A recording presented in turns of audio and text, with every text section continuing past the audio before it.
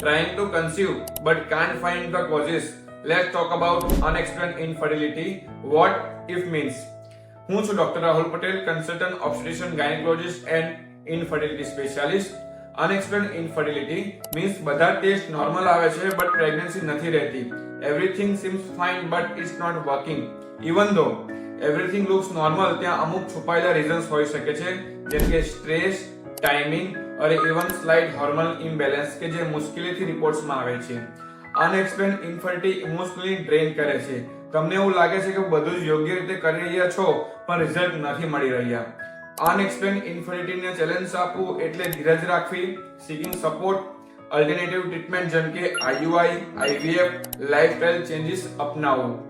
અનએક્સપ્લેન્ડ infertility કે જેમાં હંમેશા તમને આઇસોલેટ ફીલ કરાવે છે બટ તમે એકલા નથી. ઘણા કપલ્સને આવી તકલીફ છે. And remember, there is always hope. Hope is the best medicine for unexplained infertility. No matter the challenges, keep going. જો તમે unexplained infertility ફેસ કરી રહ્યા છો તો remember, you are the stronger than you think. Thank you.